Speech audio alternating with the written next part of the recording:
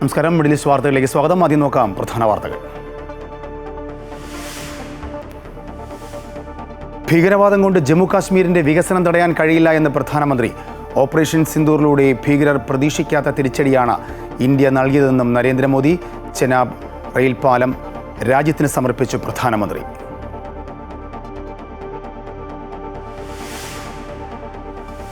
കാനഡയിൽ നടക്കുന്ന G7 ഉച്ചകോടിയിൽ പ്രധാനമന്ത്രി നരേന്ദ്രമോദി പങ്കെടുക്കും.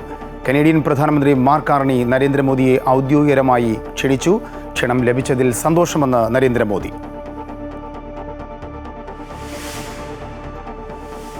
ത്യാഗസ്മരണയിൽ ബലിപ്പെരുന്നാൾ ആഘോഷിച്ച് ഗൾഫ് രാജ്യങ്ങളും പ്രവാസികളും. കേരളത്തിൽ പെരുന്നാൾ നാളെ. ഹജ്ജിന്റെ ഭാഗമായി ജംറയിൽ കല്ലേറ് നടത്തി വിശ്വാസികൾ.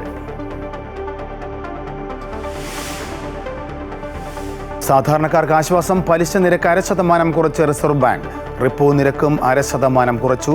ഭവന, വാഹന, വ്യക്തിഗത വായ്പകളിലടക്കം പലിശ കുറയും.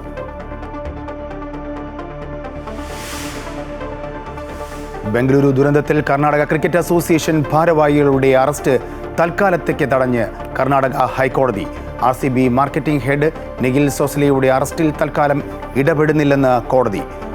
മുഖ്യമന്ത്രി സിദ്ധരാമയ്യയുടെ പൊളിറ്റിക്കൽ സെക്രട്ടറി കെ ഗോവിന്ദരാജുവിനെ മാറ്റി. വിരാട് കോഹ്ലിക്കെതിരെ സൈബർ ആക്രമണം.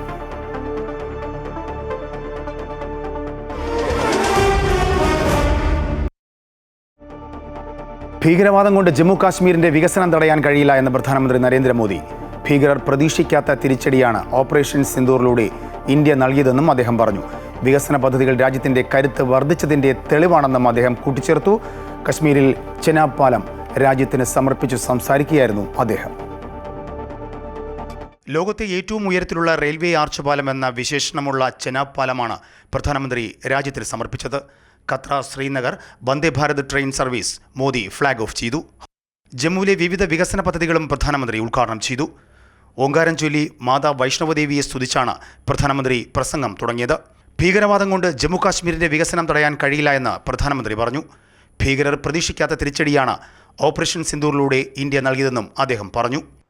साथियों, जिन लोगों की क्रॉस बॉर्डर फायरिंग में मृत्यु हुई है, उनके परिवार के सदस्य को कुछ दिन पहले ही नियुक्ति पत्र सौंपे गए. പഹൽഗാമിലെ കൂട്ടക്കൊല കാരണം സംസ്ഥാനത്തിന്റെ വികസനം മുടങ്ങില്ല. ഇത് തന്റെ വാഗ്ദാനമാണെന്നും അത് തടസ്സപ്പെടുത്താൻ വരുന്നവർക്ക് മോദിയെ നേരിടേണ്ടി വരുമെന്നും പ്രധാനമന്ത്രി ഓർമ്മിപ്പിച്ചു. വികസന പദ്ധതികൾ രാജ്യത്തിന്റെ കരുത്ത് വർദ്ധിച്ചതിന്റെ തെളിവാണ്.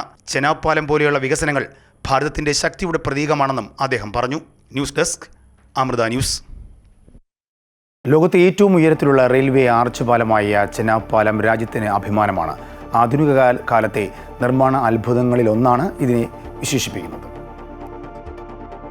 നൂറ്റാണ്ടിന്റെ വിസ്മയമായ ശിവാലിക് താഴ്വരയിലെ കഠിന വഴികളിലൂടെ തീവണ്ടിപ്പാത നിർമ്മിക്കാൻ 1 നൂറ്റാണ്ട് മുൻപ് കശ്മീരിലെ രാജാക്കന്മാർ കണ്ട സ്വപ്നമാണ് മോദി സർക്കാർ യാഥാർത്ഥ്യമാക്കിയത്.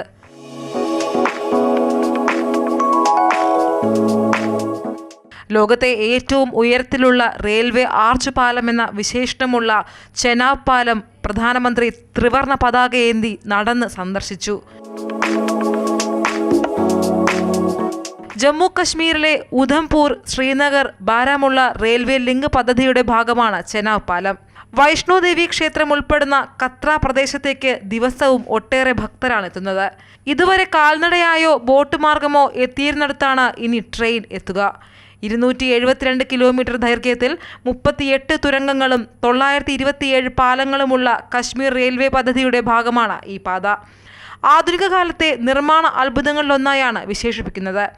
ഇന്ത്യയുടെ മറ്റ് ഭാഗങ്ങളുമായി കശ്മീർ താഴ്വരയെ ആദ്യമായി ബന്ധിപ്പിക്കുന്ന പാലം എന്ന സവിശേഷതയും ചെനാബ് പാലത്തിനുണ്ട്. News desk, Amrita TV. രാജ്യത്ത് പലിശ നിരക്ക് കുറച്ച് റിസർവ് ബാങ്ക്. റിസർവ് ബാങ്ക് അടിസ്ഥാന പലിശ നിരക്ക് 0.5% കുറച്ചു. റിപ്പോ നിരക്ക് 0.5% കുറച്ചു. ഭവന, വാഹന വായ്പകളിലടക്കം പലിശ നിരക്ക് കുറയും. വീണ്ടും നിരക്ക് കുറച്ച് സാമ്പത്തിക വർഷത്തെ രണ്ടാമത്തെ പണനയം RBI പ്രഖ്യാപിച്ചു.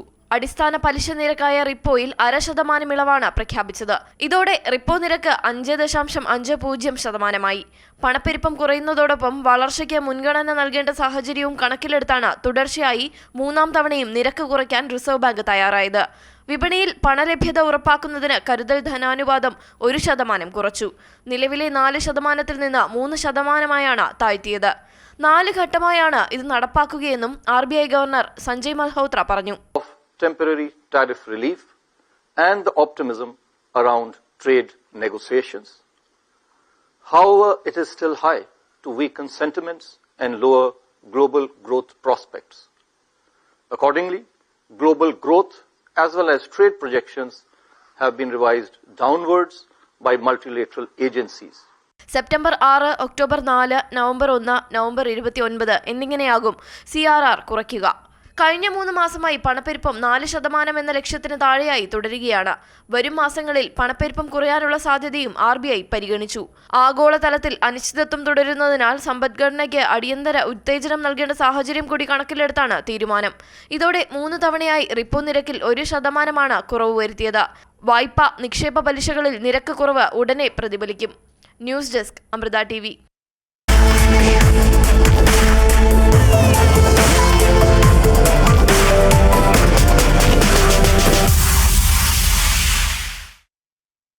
നിലമ്പൂർ ഉപതെരഞ്ഞെടുപ്പിൽ പോരാട്ടം മുറുകുന്നു. പെൻഷനുമായി ബന്ധപ്പെട്ട് KC വേണുഗോപാൽ നടത്തിയ പരാമർശം ആയുധമാക്കുകയാണ് LDF. അതേസമയം സംസ്ഥാന സർക്കാരിന് മുഖ്യമന്ത്രിക്കെതിരായ ജനവികാരം വോട്ടാക്കി മാറ്റാനും കഴിയുമെന്നാണ് UDFന്റെ പ്രതീക്ഷ. പ്രമുഖ വ്യക്തികളെ കണ്ടാണ് UDF സ്ഥാനാർത്ഥി ആര്യാടൻ ഷൗക്കത്ത് വോട്ട് അഭ്യർത്ഥിക്കുന്നത്. PV അൻവർ കൂടി കളത്തിലിറങ്ങിയതോടെ നിലമ്പൂർ ഉപതെരഞ്ഞെടുപ്പിൽ ഇഞ്ചോടിഞ്ച് പോരാട്ടമാണ്. 3 മുന്നണികളും പഞ്ചായത്തുകൾ കേന്ദ്രീകരിച്ചാണ് പ്രചരണം മുന്നോട്ട് കൊണ്ടുപോകുന്നത്. LDF സ്ഥാനാർത്ഥി M സ്വരാജ് എടക്കരയിലും NDA സ്ഥാനാർത്ഥി മോഹൻ ജോർജ് ചുങ്കത്തറയിലുമാണ് പ്രചാരണം നടത്തിയത്. പെരുന്നാളായതുകൊണ്ട് UDF സ്ഥാനാർത്ഥി ആര്യാടൻ ഷൗക്കത്ത് വീടുകൾ കയറിയുള്ള പ്രചരണം ഒഴിവാക്കി. പകരം പ്രമുഖ വ്യക്തികളെ നേരിൽ കണ്ടാണ് വോട്ട് അഭ്യർത്ഥിച്ചത്. ക്ഷേമ പെൻഷനുമായി ബന്ധപ്പെട്ട് AICC സംഘടനാ ജനറൽ സെക്രട്ടറി KC വേണുഗോപാൽ നടത്തിയ പ്രസ്താവനയാണ് CPM പ്രധാനമായും ആയുധമാക്കുന്നത്. പെൻഷൻ ഗുണഭോക്താക്കളുടെ സംഗമം സംഘടിപ്പിച്ചാണ് മണ്ഡലത്തിലെ വിഷയം LDF സജീവമാക്കിയിരിക്കുന്നത്.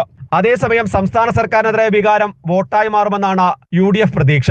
മലപ്പുറത്തെ സംബന്ധിച്ച മുഖ്യമന്ത്രിയുടെയും CPM നേതാക്കളുടെയും പ്രസ്താവന തന്നെയാണ് UDFന്റെ മുഖ്യ പ്രചരണായുധം. വരും ദിവസങ്ങളിൽ കൂടുതൽ നേതാക്കൾ മണ്ഡലത്തിലേക്കെത്തും. LDFന് വേണ്ടി രംഗത്തിറങ്ങുന്നത് മന്ത്രിമാരുടെ നീണ്ട നിരയാണ്. പൊതുസമ്മതരായ കൂടുതൽ നേതാക്കളെ രംഗത്തിറക്കാൻ ശ്രമിക്കുകയാണ് NDA. അതേസമയം UDFന് വേണ്ടി ദേശീയ നേതാക്കൾ തന്നെ വരും ദിവസങ്ങളിൽ നിലമ്പൂരിലെത്തും. ആര്യാടൻ ഷൗക്കത്തിന് വോട്ട് തേടി അടുത്തയാഴ്ച പ്രിയങ്ക ഗാന്ധി തന്നെ രംഗത്തിറങ്ങുന്നുണ്ട്. PV അൻവർ തെരഞ്ഞെടുപ്പിൽ ഫാക്ടറല്ല എന്ന് മുന്നണികൾ ആവർത്തിക്കുന്നുണ്ടെങ്കിലും നിലമ്പൂരിലെ സാഹചര്യം പ്രവചനാതീതമാണ്. അമൃത ന്യൂസ്, നിലമ്പൂർ. സ്വതന്ത്രനായാണ് മത്സരിക്കുന്നതെങ്കിലും വലിയ ആവേശത്തിൽ തന്നെയാണ് PV അൻവർ ഉള്ളത്. എന്നാൽ ഇത്തവണ കാടടച്ചുള്ള ഒരു പ്രചരണമല്ല അൻവർ മുന്നോട്ട് വയ്ക്കുന്നത്. വലിയ പ്രചരണത്തിൻ്റെ ആവശ്യമൊന്നുമില്ല എന്നും 75,000-ലധികം വോട്ടുകൾ പിടിക്കുമെന്നുമാണ് അൻവർ പറയുന്നത്. അതിനിടെ JDSന്റെ ദേശീയ കൗൺസിൽ അംഗം ഉൾപ്പെടെ ഏതാനും പ്രവർത്തകർ തൃണമൂലിൽ ചേർന്നു. മത്സരം സ്വതന്ത്രനായിട്ടാണെങ്കിലും ഇടത് വലത് മുന്നണികൾക്കെതിരെ കൃത്യമായ രാഷ്ട്രീയം പറഞ്ഞു തന്നെയാണ് PV അൻവറിന്റെ തെരഞ്ഞെടുപ്പ് പ്രചരണം. കഴിഞ്ഞ 2 തവണത്തെയും പോലെ മണ്ഡലം മുഴുവൻ ചുറ്റിയുള്ള പ്രചരണം ഇത്തവണയില്ല. അവസാന ദിവസങ്ങളിൽ മാത്രം അക്കാര്യം ആലോചിക്കാമെന്നാണ് അൻവർ പറയുന്നത്. എന്നാൽ ആത്മവിശ്വാസത്തിന് ഒരു കുറവുമില്ല. 75,000 വോട്ട് മിനിമം പിടിച്ച് വലിയ വോട്ടിന് അതൊരു പക്ഷേ 1 ലക്ഷത്തിലേക്ക് പ്രിയങ്ക ഗാന്ധി പിടിച്ച വോട്ടിലേക്ക് പോയാൽ നിങ്ങളാരും അത്ഭുതപ്പെടേണ്ടതില്ല. അത് ഒറ്റയടിക്ക് നമുക്ക് പറയാൻ കഴിയില്ല. ഈ പറഞ്ഞ 10,75,000 വോട്ട് നമ്മൾ ഇപ്പോൾ 25,000 വോട്ട് പിടിക്കാൻ വന്നതാണ്. ഇപ്പോൾ ഈ 3 ദിവസം മണ്ഡലത്തിലേക്ക് ഇറങ്ങി ജനങ്ങളുടെ ഇടയിൽ നടക്കുമ്പോൾ ഞാൻ കാണുന്നത്, ഞാൻ ഈ പറയുന്ന 75,000 തൊട്ട് 1 ലക്ഷം വരെ വോട്ട് പിടിക്കാനുള്ള ഒരു ട്രെൻഡ്, മനുഷ്യരുടെ മാനസികാവസ്ഥ അത് ഈ മണ്ഡലത്തിൽ നിലനിൽക്കുന്നുണ്ട്. അതിലേക്ക് എത്താനുള്ള പരിശ്രമം എല്ലാം നടത്തും ഞങ്ങൾ. ഇടത് വലത് മുന്നണികളുടെ കൊട്ടിഘോഷിച്ചുള്ള തെരഞ്ഞെടുപ്പ് പ്രചരണത്തെയും അൻവർ പരിഹസിച്ചു. അടിസ്ഥാന വിഷയങ്ങൾ തമസ്കരിച്ചാണ് മുന്നണികളുടെ പ്രചരണമെന്നാണ് അൻവർ പറയുന്നത്. അപ്പോൾ ഒരാൾ പ്രണയത്തെക്കുറിച്ച് സംസാരിക്കുമ്പോൾ ഒരാൾ ഫാഷൻ ഷോ നടത്തുകയാണ്. അതിൻ്റെ ഇടയിൽ ഈ പാവപ്പെട്ട നെഞ്ചത്തെ എല്ലുന്തിയ പാവപ്പെട്ട തൊഴിലാളികളോടൊപ്പം ഞാനിങ്ങനെ പോവുകയാണ്. അപ്പോൾ അതിലിങ്ങനെ എന്താ വലിയ ഈ പറയുന്ന കൊട്ടിഘോഷിക്കപ്പെടൽ കാണില്ല എന്ന് ചോദിക്കുന്നതിൻ്റെ യാഥാർത്ഥ്യം അതാണ്. അപ്പോൾ ഒരു ഭാഗത്ത് ഫാഷൻ ഷോ നടക്കട്ടെ, മറുഭാഗത്ത് പ്രണയത്തെക്കുറിച്ചുള്ള ചർച്ച നടക്കട്ടെ. മനുഷ്യന്മാർ പട്ടിണി എടുക്കുമ്പോഴേ ഈ മലയോരത്ത്, അപ്പോൾ അതൊക്കെ ജനങ്ങൾ കാണട്ടെ. LDFൽ നിന്നും UDFൽ നിന്നും അസംതൃപ്തരായ ആളുകളെ കൂടെ കൂട്ടുകയാണ് PV അൻവർ ഇപ്പോൾ ചെയ്യുന്നത്. അതിന്റെ ഭാഗമായി JDS ദേശീയ കൗൺസിൽ അംഗം എരഞ്ഞിക്കൽ ഇസ്മയിലിന്റെ നേതൃത്വത്തിൽ നിരവധി പ്രവർത്തകർ തൃണമൂൽ കോൺഗ്രസിൽ ചേർന്നു. നിലവിലെ സാഹചര്യത്തിൽ ചെറുതല്ലാത്ത വോട്ട് അൻവർ പിടിച്ചാൽ മുന്നണികളുടെ കണക്കുകൂട്ടലുകൾ പാടെ തെറ്റും. അമൃത ന്യൂസ്, മലപ്പുറം. PV അൻവറിനോട് UDF കാണിച്ചത് വലിയ വഞ്ചനയെന്ന് LDF കൺവീനർ TP രാമകൃഷ്ണൻ. അൻവറിനോട് പറഞ്ഞ വാക്കിൽ നിന്നും UDF പിന്മാറിയത് ശരിയായില്ല. നിലമ്പൂർ ഉപതെരഞ്ഞെടുപ്പ് ജനങ്ങളുടെ പ്രശ്നങ്ങൾ കൈകാര്യം ചെയ്യുന്ന രാഷ്ട്രീയ പോരാട്ടമായിട്ടാണ് LDF കാണുന്നതെന്നും അദ്ദേഹം കോഴിക്കോട് പറഞ്ഞു. ഇടത് മുന്നണിയെ കടന്നാക്രമിച്ചാണ് മറ്റ് ചില പാർട്ടികൾ മുന്നോട്ട് പോകുന്നത്. M സ്വരാജിന് അനുകൂലമായ സാഹചര്യമാണ് നിലമ്പൂർ ഉള്ളതെന്നും അദ്ദേഹം പറഞ്ഞു. ഭാരതാംബ വിവാദത്തിൽ ഗവർണറും സർക്കാരും തമ്മിലെ പോര് മുറുകുന്നു. നിലപാടിൽ ഉറച്ചു നിൽക്കുകയാണ് ഗവർണർ. അതേസമയം ഗവർണറുടെ നിലപാടിനെ രാഷ്ട്രീയമായി നേടുകയാണ് ഇടതുമുന്നണി. ദേശീയ പതാക കൈലേന്തി എല്ലാ ബ്രാഞ്ചുകളിലും നാളെ CPI വൃക്ഷത്തൈകൾ നടും. ഗവർണറുടെ നടപടി അപലപനീയമെന്ന് CPM general secretary MA baby പറഞ്ഞു. അതേസമയം വിവാദത്തിൽ മുഖ്യമന്ത്രി ഇതുവരെ പ്രതികരിച്ചിട്ടുമില്ല. ഒരിടവേളയ്ക്ക് ശേഷം ഊഷ്മളമായി പോവുകയായിരുന്ന സർക്കാർ രാജ്ഭവൻ ബന്ധത്തിൽ എസ് ഗുരുമൂർത്തിയുടെ പ്രഭാഷണത്തോടു കൂടിയാണ് ചെറിയ വിള്ളലുകൾ വന്നു തുടങ്ങിയത്. ഓപ്പറേഷൻ സിന്ദൂറിൽ ഗുരുമൂർത്തിയുടെ പ്രഭാഷണത്തിന് രാജ്ഭവൻ വേദിയായതിൽ ഗവർണർക്കെതിരെ പരസ്യ വിമർശനം മുഖ്യമന്ത്രിയിൽ നിന്നുണ്ടായി. അതിനു പിന്നാലെയാണ് കാവിക്കൊടി പിടിച്ചു നിൽക്കുന്ന ഭാരതാംബയുടെ ചിത്രം രാജ്ഭവനിൽ സ്ഥാപിച്ചതിനെ ചൊല്ലി വിവാദം മുറുകുന്നത്. ഗവർണർ ആകട്ടെ നിലപാടിൽ ഉറച്ചു നിൽക്കുകയും ഭാരതാംബയുടെ ചിത്രം രാജ്ഭവനിൽ നിന്ന് മാറ്റില്ലെന്ന് വ്യക്തമാക്കുകയും ചെയ്തു. ഗവർണറുടെ നിലപാടിനെ രാഷ്ട്രീയമായി നേരിടാനാണ് LDFന്റെ തീരുമാനം. ഭരണഘടനാ പദവി ദുരുപയോഗം ചെയ്ത ഗവർണറുടെ നടപടി അപലപനീയമെന്ന് CPM general secretary MA baby പറഞ്ഞു. ഗവർണർ പദവി ആവശ്യമില്ലെന്ന നിലപാട് ആവർത്തിക്കുകയാണ് CPI. ഈ ഗവർണർ പദവി തന്നെ ഇന്ത്യക്ക് ആവശ്യമില്ല എന്നാണ് CPIയുടെ ബേസിക് സ്റ്റാൻഡ്. ഇന്ത്യയുടെ ഭാരതമാതാവിൻ്റെ മാറ്റിക്കൂടാത്ത മകച്ചായി എന്ന് ആ നിലപാട് CPI അംഗീകരിക്കുന്നില്ല. ഗവർണറുടെ നടപടിക്കെതിരെ പ്രചാരണം ശക്തമാക്കുകയാണ് CPI. ഇതിന്റെ ഭാഗമായി ഭാരതാംബയുടെ പ്രതീകം ദേശീയ പതാകയാണെന്ന് ചൂണ്ടിക്കാട്ടി നാളെ എല്ലാ ബ്രാഞ്ചുകളിലും CPI വൃക്ഷത്തൈകൾ നടും. ഇതിനിടെ ഗവർണറെ തിരിച്ചു വിളിക്കണമെന്നാവശ്യപ്പെട്ട് CPIയുടെ രാജ്യസഭാ MP സന്തോഷ് കുമാർ രാഷ്ട്രപതിക്ക് കത്ത് നൽകി. ഗവർണർ നിലപാട് തിരുത്തണമെന്ന് മന്ത്രി V ശിവൻകുട്ടി ആവശ്യപ്പെട്ടു.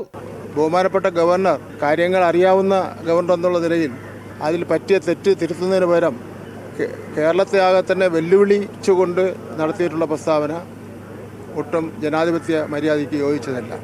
അതേസമയം മുഖ്യമന്ത്രി വിഷയത്തിൽ ഇതുവരെ പ്രതികരിച്ചിട്ടില്ല. ഗവർണർക്കെതിരെ ശബ്ദമുയർത്താൻ മുഖ്യമന്ത്രിയുടെ നാവ് ഉയരില്ലെന്ന കടുത്ത വിമർശനമാണ് പ്രതിപക്ഷം ഉന്നയിക്കുന്നത്. അമൃത ന്യൂസ്, തിരുവനന്തപുരം.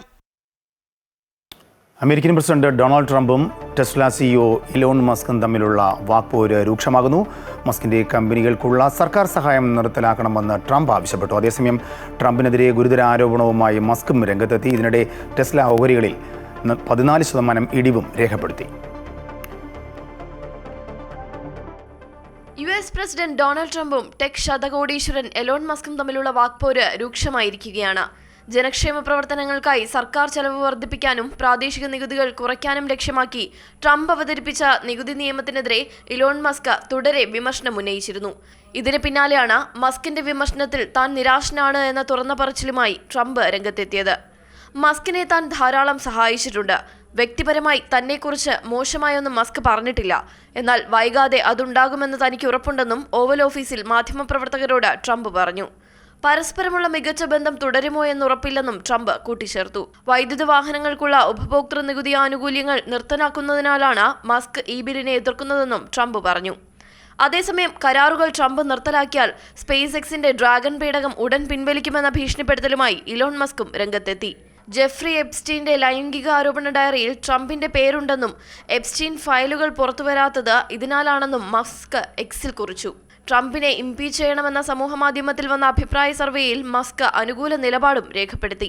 അനാവശ്യ ചെലവുകൾ കുറച്ച് സർക്കാരിന്റെ സാമ്പത്തിക ഭദ്രത മെച്ചപ്പെടുത്തുക എന്ന ലക്ഷ്യത്തോടെ ഡിപ്പാർട്ട്മെന്റ് ഓഫ് ഗവൺമെന്റ് എഫിഷ്യൻസിയുടെ ചുമതലയാണ് ട്രംപ് സർക്കാരിൽ ഇലോൺ മസ്ക് വഹിച്ചിരുന്നത്. ഇതിനിടെ 2025 ആദ്യപാദത്തിൽ ടെസ്ലയുടെ വരുമാനം 13% കുറഞ്ഞു. രാഷ്ട്രീയപരമായ എതിർപ്പുകൾ ടെസ്ലയുടെ വാഹന വിൽപ്പനയെ ബാധിക്കുകയും വരുമാനം 13% കുറയുകയും ചെയ്തതോടെ ഓഹരി ഉടമകളുടെ സമ്മർദ്ദം കൂടിയായതോടെ ചുമതലയേറ്റ 130 ദിവസം പിന്നിട്ട മെയ് 28 ഡോഡ്ജിൽ നിന്ന് മസ്ക് രാജിവെക്കുകയായിരുന്നു. പിന്നാലെയാണ് ട്രംപിന്റെ പുതിയ നികുതി നിയമത്തിനെതിരെ വിമർശനവുമായി മസ്ക് രംഗത്തെത്തിയത്. അതിനിടെ ട്രംപ് മസ്ക് പോരാട്ടത്തിനിടയിൽ ടെസ്ലയുടെ ഓഹരികൾ വീണ്ടും 15% ഇടിഞ്ഞു. News desk, Amrita TV. കാനഡയിൽ നടക്കുന്ന G7 ഉച്ചകോടിയിൽ പ്രധാനമന്ത്രി നരേന്ദ്രമോദി പങ്കെടുക്കും. കനേഡിയൻ പ്രധാനമന്ത്രി മാർക്ക് കാർണിയാണ് മോദിയെ ഉച്ചകോടിയിലേക്ക് ഔദ്യോഗികമായി ക്ഷണിച്ചത്. ക്ഷണം ലഭിച്ചതിൽ സന്തോഷമെന്ന് മോദി എക്സിൽ കുറിച്ചു. പരസ്പര ബഹുമാനത്തോടെയും പുതിയ വീര്യത്തോടെയും ഇരു രാജ്യങ്ങളും പ്രവർത്തിക്കുമെന്ന് നരേന്ദ്രമോദി പറഞ്ഞു. ഇന്ത്യയും കാനഡയും തമ്മിലുള്ള നയതന്ത്ര ബന്ധമടക്കം നേരത്തെ വെട്ടിച്ചുരുക്കിയിരുന്നു. ഇതിനിടയിലാണ് കാനഡയിൽ നടക്കുന്ന G7 ഉച്ചകോടിയിലേക്ക് മോദിക്ക് ക്ഷണം ലഭിച്ചിരിക്കുന്നത്. ജൂൺ 15 മുതൽ 17 വരെയാണ് ഉച്ചകോടി. ഇലോൺ മസ്കിൻ്റെ ഉടമസ്ഥതയിലുള്ള സ്റ്റാർലിങ്കിന് ഇന്ത്യയിൽ പ്രവർത്തനാനുമതി. ടെലികോം മന്ത്രാലയം ലൈസൻസ് കൊടുത്തതായി വാർത്താ ഏജൻസി റിപ്പോർട്ട് ചെയ്തു. ഇതോടെ ഇന്ത്യയിൽ ഉപഗ്രഹ ഇൻ്റർനെറ്റ് സേവനം ഉടൻ യാഥാർത്ഥ്യമാകും. അപേക്ഷ നൽകിയാൽ 20 ദിവസത്തിനകം ട്രയൽ സ്പെക്ട്രം സ്റ്റാർലിങ്കിന് ലഭിക്കും. ഇന്ത്യയിൽ റിലയൻസ് ജിയോയും ഭാരതി എയർടെലും സ്റ്റാർലിങ്കുമായി നേരത്തെ കരാർ ഒപ്പിട്ടിരുന്നു. മൊബൈൽ ടവറുകൾ ഇല്ലാത്ത വിദൂര മേഖലകളിലാണ് ഉപഗ്രഹ ഇൻ്റർനെറ്റ് സേവനം കൂടുതൽ പ്രയോജനപ്പെടുക. ബക്രീദ് അവധി വിവാദത്തിൽ സർക്കാർ ആശയക്കുഴപ്പമുണ്ടാക്കിയെന്ന ആരോപണം ശക്തം. പെരുന്നാൾ ശനിയാഴ്ചയാണെന്ന് ഒരാഴ്ചയ്ക്ക് മുമ്പ് തന്നെ മതപണ്ഡിതർ അറിയിച്ചിട്ടും അവധി തീരുമാനമെടുക്കാൻ സർക്കാർ തികഞ്ഞ അലംഭാവം കാട്ടിയെന്നാണ് പ്രതിപക്ഷവും വിവിധ സംഘടനകളും വിമർശിക്കുന്നത്. അതേസമയം അവധി നൽകുന്നതിൽ സർക്കാർ വിമുഖത കാട്ടിയില്ല എന്ന് വിദ്യാഭ്യാസ മന്ത്രി വി ശിവൻകുട്ടി അടക്കം പ്രതിരോധിക്കുകയാണ്. മുസ്ലിം മതവിഭാഗത്തിന്റെ ഏറ്റവും പ്രധാനപ്പെട്ട ആഘോഷങ്ങളിലൊന്നായ ബക്രീദിന് അവധി നൽകുന്നതിൽ സർക്കാർ എന്തിനാണ് ഇത്രയും ആശയക്കുഴപ്പമുണ്ടാക്കിയതെന്ന ചോദ്യം കഴിഞ്ഞ ദിവസം മുതൽ ശക്തമാണ്. കലണ്ടറിൽ വെള്ളിയാഴ്ചയാണ് അവധി തീരുമാനിച്ചിരുന്നതെങ്കിലും മാസപ്പിറവിയുമായി ബന്ധപ്പെട്ട പെരുന്നാൾ ശനിയാഴ്ചയാണെന്ന് മതപണ്ഡിതർ 8 ദിവസം മുൻപ് തന്നെ അറിയിച്ചിരുന്നതാണ്. ഇതോടെ വെള്ളിയും ശനിയും അവധി വേണമെന്ന ആവശ്യം പല കോണുകളിൽ നിന്നും ഉയർന്നിരുന്നു. എന്നാൽ കൃത്യമായി തീരുമാനമെടുക്കാൻ സർക്കാർ ഏറെ വൈകി. ഡൽഹിയിൽ നിന്നും ബുധനാഴ്ച രാത്രിയോടെ മടങ്ങിയെത്തിയ മുഖ്യമന്ത്രി വ്യാഴാഴ്ചയാണ് പൊതുഭരണ വകുപ്പിൽ നിന്ന് കിട്ടിയ ഫയലിൽ തീരുമാനമെടുത്തത്. ആദ്യം ശനിയാഴ്ച മാത്രമായി അവധി പ്രഖ്യാപിച്ചു. പിന്നീട് അധ്യാപക സംഘടനകളിൽ നിന്നടക്കം പ്രതിഷേധം ശക്തമായപ്പോൾ വിദ്യാഭ്യാസ സ്ഥാപനങ്ങൾക്ക് മാത്രമായി വെള്ളിയാഴ്ച അവധി തീരുമാനിച്ചു. എന്നാൽ ഇക്കാര്യം രാത്രിയോടെ വിദ്യാഭ്യാസ മന്ത്രിയും ഉന്നത വിദ്യാഭ്യാസ മന്ത്രിയും ഫേസ്ബുക്കിലൂടെയാണ് അറിയിച്ചത്. അപ്പോഴേക്കും നാട്ടിലേക്ക് അവധിക്ക് വരാൻ ആഗ്രഹിച്ചിരുന്ന പല കുടുംബങ്ങൾക്കും മുൻകൂട്ടി തീരുമാനമെടുക്കാൻ കഴിയാതെ പോയി. ഇതോടെ സർക്കാർ കാട്ടിയത് തികഞ്ഞ അലംഭാവം എന്ന വിമർശനം ശക്തമാവുകയാണ്. എന്നാൽ പ്രതിരോധവുമായി വിദ്യാഭ്യാസ മന്ത്രി വി ശിവൻകുട്ടി അടക്കം രംഗത്തുണ്ട്. മറ്റാരെക്കാളും ഗവൺമെന്റിന് താല്പര്യമുള്ള വിഷയം തന്നെയാണ് ഈ ദിനം ന്യൂനപക്ഷ വിഭാഗത്തിൽപ്പെട്ടവർ ആഘോഷിക്കുന്നതിന് വേണ്ടി അവധി കൊടുക്കുക എന്നുള്ളത്. നമ്മൾ അവധി കൊടുക്കുകയും ചെയ്തിട്ടുണ്ട്. ഇനി വീണ്ടും അവധി കൊടുത്തതിന് ശേഷം വീണ്ടും അതിൻ്റെ പുറത്ത് കയറുന്ന നിർത്താടേണ്ട ഒരു കാര്യമില്ല. അതേസമയം നിലമ്പൂർ പ്രചാരണത്തിലും അവധി വിവാദം ചൂടേറിയ ചർച്ചാ വിഷയമായി മാറുകയാണ്. അമൃത ന്യൂസ്, തിരുവനന്തപുരം. ത്യാഗസ്മരണയിൽ ബലിപ്പെരുന്നാൾ ആഘോഷിച്ച് ഗൾഫിലെ പ്രവാസികളും പള്ളികളിലും ഈദ്ഗാഹുകളിലും നടന്ന പെരുന്നാൾ നമസ്കാരത്തിൽ ആയിരക്കണക്കിന് വിശ്വാസികൾ പങ്കുകൊണ്ടു. UAE-യിലെ വിവിധ സ്ഥലങ്ങളിൽ മലയാളത്തിലുള്ള ഈദ്ഗാഹുകളും ഒരുക്കിയിരുന്നു.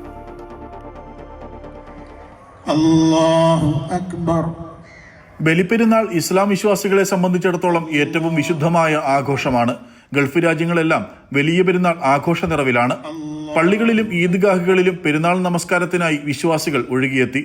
വിശ്വാസപരമായി പ്രാധാന്യമുള്ള വെള്ളിയാഴ്ചയാണ് ഇത്തവണത്തെ വലിയ പെരുന്നാൾ എന്ന പ്രത്യേകത കൂടിയുണ്ട്. UAE-യിലെ വിവിധ സ്ഥലങ്ങളിൽ മലയാളത്തിലുള്ള ഈദ്ഗാഹുകളും ഉണ്ടായിരുന്നു. ദുബായിൽ മതകാര്യ വകുപ്പിന്റെ അനുമതിയോടെ അൽഖൂസ് ഇസ്ലാമിക് സെന്റർ ഗ്രൗണ്ടിൽ നടന്ന ഈദ് നമസ്കാരത്തിൽ മൗലവി അബ്ദുൽ സലാം മോങ്ങം നേതൃത്വം നൽകി. ബന്ധങ്ങളിൽ വിള്ളലുകൾ വീഴുന്ന ഇക്കാലത്ത് കുടുംബ അയൽപ്പക്ക ബന്ധങ്ങൾ വളർത്താനും മതസൗഹാർദ്ദവും നാടിന്റെ സമാധാനവും നിലനിർത്താനും ഉതകുന്ന പ്രവർത്തനങ്ങളിൽ ഭാഗമാകാൻ അദ്ദേഹം വിശ്വാസികളെ ആഹ്വാനം ചെയ്തു. സ്ത്രീകളും കുട്ടികളുമടക്കം ആയിരങ്ങൾ ഈദ് നമസ്കാരത്തിനായി എത്തിച്ചേർന്നു. മത സാമൂഹ്യ സാംസ്കാരിക രംഗത്തെ പ്രമുഖ വ്യക്തിത്വങ്ങളും സന്നിഹിതരായ ഈദ്ഗാഹിൽ എല്ലാവരും പരസ്പരം ബന്ധങ്ങൾ പുതുക്കുകയും ഈദാശംസകൾ കൈമാറുകയും ചെയ്തു. ഹാബിറ്റാറ്റ് സ്കൂൾ ഗ്രൗണ്ടിൽ ഒരുക്കിയ മലയാളം ഈദ്ഗാഹിന് മുഹമ്മദ് ഇസ്ഹാഖ് നദ്വി നേതൃത്വം നൽകി. ഷാർജയിൽ ഒരുക്കിയ ഈദ്ഗാഹിലും 100 കണക്കിന് ആളുകൾ പങ്കുചേർന്നു. UAE-യിൽ 4 ദിവസം വരെയാണ് പെരുന്നാൾ അവധി. സൗഹൃദം പങ്കുവച്ചും സുഹൃത്തുക്കൾക്കും ബന്ധുക്കൾക്കുമൊപ്പം ഒത്തുകൂടിയും ഞായറാഴ്ച വരെ ആഘോഷ തിരക്കിലാവും പ്രവാസികൾ അടക്കമുള്ളവർ. അമൃത ന്യൂസ്, ദുബായ്. കുവൈറ്റിലും ഇസ്ലാം മതവിശ്വാസികൾ ഈദ് ആഘോഷിച്ചു. പ്രവാചകൻ ഇബ്രാഹിം നബിയുടെ തൗഹീദിന് വേണ്ടിയുള്ള വിട്ടുവീഴ്ചയില്ലാത്ത നിലപാടിൽ നിന്നും ആത്മതർപ്പണത്തിൽ നിന്നും മാതൃക കൈക്കൊള്ളുവാനും ധാരാളമായി ദൈവ പ്രകീർത്തനങ്ങൾ നടത്തുവാനും ഇമാമുമാർ വിശ്വാസികളെ ഉത്ബോധിപ്പിച്ചു. ലോകമെമ്പാടുമുള്ള കഷ്ടത അനുഭവിക്കുന്ന പിഞ്ചുമക്കൾക്കും സഹോദരന്മാർക്കും വേണ്ടി പ്രാർത്ഥിക്കാനും വിശ്വാസികളോട് ആഹ്വാനം ചെയ്തു. പുതുതലമുറയെ കാർന്നു തിന്നുന്ന എല്ലാത്തരം ലഹരി മരുന്നിനെതിരെയും ജാഗ്രത പാലിക്കാനും അറ്റുപോയ സാഹോദര്യ ബന്ധങ്ങളുടെ കണ്ണി ചേർക്കുവാനും സാമൂഹ്യ ബന്ധങ്ങൾ കാത്തുസൂക്ഷിക്കാനും വിശ്വാസികൾ പ്രതിജ്ഞാബദ്ധരാകണമെന്നും ഇമാമുമാർ ഓർമ്മിപ്പിച്ചു. പുലർച്ചെ 5:03 ആരംഭിച്ച പെരുന്നാൾ നമസ്കാരത്തിലും തുടർന്ന് നടന്ന ഖുതുബ പ്രസംഗത്തിലും ധാരാളം വിശ്വാസികളും കുടുംബങ്ങളും പങ്കെടുത്തു. ഈ വർഷം ഹജ്ജ് കർമ്മം നിർവഹിക്കുന്നവരുടെ കൃത്യമായ എണ്ണം Saudi general authority four statics ഔദ്യോഗികമായി പുറത്തുവിട്ടു. ആഭ്യന്തര തീർത്ഥാടകരും വിദേശങ്ങളിൽ നിന്നുമുള്ള 16,73,230 പേരാണ് ഈ വർഷം ഹജ്ജ് നിർവഹിക്കുന്നത്. ഇവരിൽ 15,06,576 പേർ വിദേശങ്ങളിൽ നിന്നും എത്തിയവരും 1,66,654 പേർ ആഭ്യന്തര തീർത്ഥാടകരുമാണ്. ആകെ തീർത്ഥാടകരിൽ 8,77,841 പേർ പുരുഷന്മാരും 7,95,389 പേർ വനിതകളുമാണ്. വിദേശ തീർത്ഥാടകരിൽ 14,35,017 പേർ വിമാന മാർഗവും 65,465 പേർ കരമാർഗവും 5,094 പേർ കപ്പൽ മാർഗവുമാണ് എത്തിയതെന്നും അധികൃതർ അറിയിച്ചു. അറഫ സംഗമത്തിന് ശേഷം ഹാജിമാർ മുസ്ദലിഫയിൽ രാപ്പാർക്കുകയും ഇന്ന് പുലർച്ചയ്ക്ക് ഹാജിമാർ വീണ്ടും മിനയിലേക്ക് വരികയും കല്ലേറ് കർമ്മം നിർവഹിക്കുകയും ചെയ്തു. കല്ലേറിന് ശേഷം മുടി നീക്കലും ബലിയർക്കലുമായി നിരവധി കർമ്മങ്ങളാണ് ഇനി ഹാജിമാർക്ക് ചെയ്യാനുള്ളത്. അറഫ സംഗമത്തിനു ശേഷം ഇന്നലെ മുസ്ദലിഫയിൽ രാപ്പാർത്ത ഹാജിമാർ വീണ്ടും മിനായിലെത്തുകയും ജംറത്തുൽ അക്ബയിൽ ആദ്യ കല്ലേറ് കർമ്മം നിർവഹിക്കുകയും ചെയ്തു. ഇന്ന് ഒരു ജംറയിൽ മാത്രമാണ് കല്ലേറ് കർമ്മം. നാളെ മുതൽ 2 ദിവസം 3 ജംറകളിലും കല്ലേറ് കർമ്മം നിർവഹിക്കണം. ഇന്നത്തെ കല്ലേറിന് ശേഷം ഹാജിമാർ ബലിയറുക്കലും മുടിനീക്കലും പൂർത്തിയാക്കി മക്കയിൽ പോയി കഅബ പ്രദക്ഷിണം ചെയ്യുകയും ഹജ്ജിന്റെ വസ്ത്രമായ ഇഹ്റാം വസ്ത്രം മാറ്റി സാധാരണ വസ്ത്രം ധരിക്കുകയും തഹ്ലിലാവുകയും ചെയ്തു.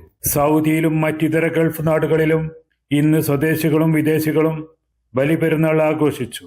സുൽഫിക്രദായ്, അമൃത ന്യൂസ്, ജിദ്ദ. കുവൈറ്റ് വിമാനത്താവളത്തിലെ 3 ടെർമിനലുകളായ T1, T4, T5 എന്നിവ കനത്ത സുരക്ഷാ ജാഗ്രതയിൽ. 3 പ്രധാന യാത്രകൾ ഒരേ സമയം നടക്കുന്നതാണ് കാരണം. തീർത്ഥാടകർ തിരികെ വരുന്നത്, ഈദ് അവധി, കൂടാതെ വലിയ യാത്രാ തിരക്കുള്ള വേനൽ അവധിക്കാലം എന്നിവയെല്ലാം യാത്രക്കാരുടെ വലിയ തിരക്കിന് കാരണമാകുന്നു. ഈ കാലയളവിലെ 3 മതപരമായ അവസരങ്ങളുമായി ബന്ധപ്പെട്ട് ഒരു സമഗ്രമായ പ്രവർത്തന പദ്ധതി വികസിപ്പിച്ചതായി directorate general of civil aviation director of operations Mansoor Al Hashimi അറിയിച്ചു.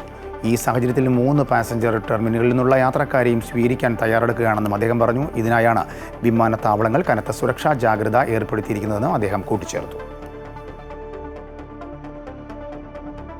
കുവൈറ്റിൽ വ്യാജ ഓൺലൈൻ പരസ്യങ്ങൾ വഴി ചുരുങ്ങിയ നിരക്കിൽ ഷാലറ്റ് വാടകയ്ക്ക് നൽകുമെന്ന് വാഗ്ദാനം നൽകി തട്ടിപ്പ് നടത്തുന്ന സംഘങ്ങൾക്കെതിരെ ജാഗ്രത പാലിക്കണമെന്ന് ആഭ്യന്തര മന്ത്രാലയം. വ്യാജ വെബ്സൈറ്റുകൾ വഴിയും അനൗദ്യോഗിക പ്ലാറ്റ്ഫോമുകൾ വഴിയും ഇത്തരം പരസ്യങ്ങൾ നൽകി ബുക്കിങ്ങിന് പണം കൈമാറാൻ ആവശ്യപ്പെടുന്ന സംഘങ്ങൾ വ്യാപകമായ സാഹചര്യത്തിലാണ് ആഭ്യന്തര മന്ത്രാലയത്തിൻ്റെ മുന്നറിയിപ്പ്. സംശയാസ്പദമായ സന്ദേശങ്ങളിലും ലിങ്കുകളിലും പ്രതികരിക്കരുതെന്നും മന്ത്രാലയം അഭ്യർത്ഥിക്കുന്നു. സംശയാസ്പദമായ ഇത്തരം പ്രവർത്തനങ്ങൾ ശ്രദ്ധയിൽപ്പെട്ടാൽ 97283939 എന്ന ഹോട്ട്ലൈൻ നമ്പറിൽ ഉടൻ തന്നെ അറിയിക്കണമെന്നും ആഭ്യന്തര മന്ത്രാലയം ആവശ്യപ്പെട്ടു. രാജ്യത്ത് പൊതുപരിപാടികൾ നടത്തുന്നതിന് കടുത്ത നിയന്ത്രണങ്ങൾ ഏർപ്പെടുത്തിയതിനെ തുടർന്ന് ഒട്ടുമിക്ക പ്രവാസി സംഘടനകളും ഫാം ഹൗസുകളും ഷാലറ്റുകളും കേന്ദ്രീകരിച്ചാണ് പരിപാടികൾ സംഘടിപ്പിക്കുന്നത്. ഈ സാഹചര്യം ചൂഷണം ചെയ്തുകൊണ്ടാണ് തട്ടിപ്പ് സംഘങ്ങൾ ചുരുങ്ങിയ വാടക നിരക്ക് വാഗ്ദാനം നൽകി മുൻകൂർ ബുക്കിങ്ങിനായി പണം ഈടാക്കി തട്ടിപ്പ് നടത്തുന്നത്. യുഎഇയിലെ ലുലു സ്റ്റോറുകളിൽ ബാക്കി വരുന്ന പാചക എണ്ണ 100 കണക്കിന് ഡെലിവറി വാഹനങ്ങൾക്ക് ഇന്ധനമായി മാറുകയാണ് ഇപ്പോൾ.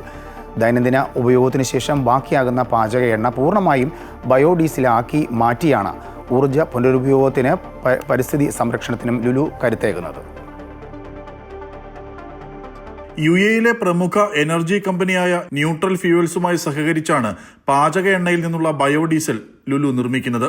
ലുലു സ്റ്റോറുകളിൽ നിന്ന് ശേഖരിക്കുന്ന ബാക്കി വരുന്ന ദൈനംദിന പാചക എണ്ണ ന്യൂട്രൽ ഫ്യൂവൽസിന്റെ പ്ലാന്റിലാണ് ബയോഡീസലാക്കി മാറ്റുന്നത്. കൃത്യമായ ശാസ്ത്രീയ രീതികളിലാണ് പ്രവർത്തനം. യുഎഇയിലെ ലുലു സ്റ്റോറുകളിൽ നിന്നുള്ള 100-ലേറെ ഡെലിവറി വാഹനങ്ങൾക്ക് ഇന്ധനമായി ഉപയോഗിക്കുന്നതും ഈ ബയോഡീസലാണ്. യുഎഇയുടെ സുസ്ഥിരതാ ലക്ഷ്യത്തിന് വേഗത പകരുന്നത് കൂടിയാണ് ലുലുവിന്റെ പദ്ധതി. പ്ലാസ്റ്റിക് ബോട്ടിലുകളുടെയും ക്യാനുകളുടെയും റീസൈക്ലിംഗ് പ്രോത്സാഹിപ്പിക്കുന്നതിന് പ്ലാസ്റ്റിക് വെൻഡിംഗ് മെഷീനുകൾ നേരത്തെ തന്നെ ലുലു സ്റ്റോറുകളിൽ സ്ഥാപിച്ചിരുന്നു.